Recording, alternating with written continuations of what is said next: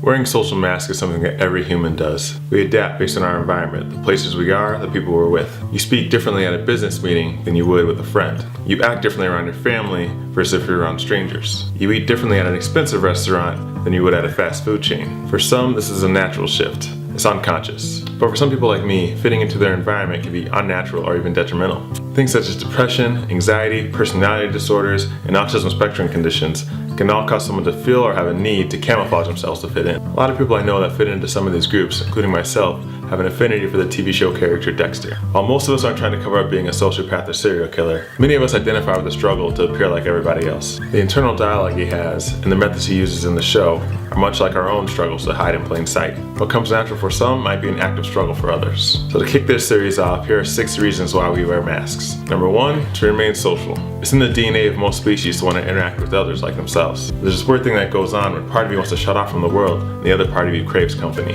When we either want to or have to be around people, but we are in a dark place or we're struggling with social interaction, we feel like we have to cover up our struggles to fit in. Most of us have a desire to be around people, so we have to put on this camouflage in order to fit into our environments. Reason number 2 is to keep employment. Unfortunately, those of us with disorders still have to eat like the rest of you. Most jobs require you to interact with people, which means you're going to have to either put on a face or even change how you talk in order to get the job right.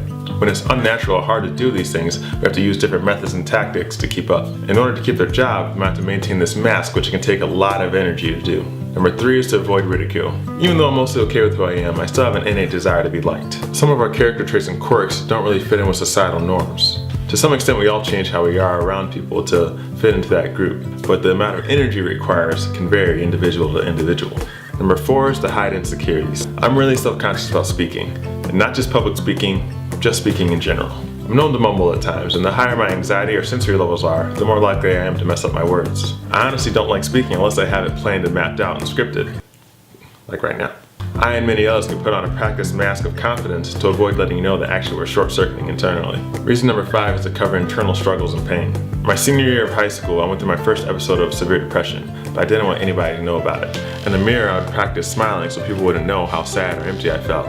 We don't like others to see our pain a lot of times, whether it be to maintain some sort of status or to protect people around us from the pain. In the end, the pain gets internalized and it can often make things worse. To understand a little more about this, go check out the video I made on my other channel, and also watch the behind the scenes video where I talk a little more about my personal experience. And the 6th and last reason is to appear neurotypical. Neurotypicals are people that don't fit in on the autism spectrum. For those with autism spectrum conditions such as Asperger's, understanding societal norms and social cues can be very difficult. A commonly used example is eye contact. Many people on the spectrum find it uncomfortable or overwhelming. So to fit in, a lot of people that are on the spectrum might force themselves to make eye contact, which can cause a lot of inner turmoil. People on the spectrum know that a lot of neurotypicals aren't very accepting of people that come across as different or autistic.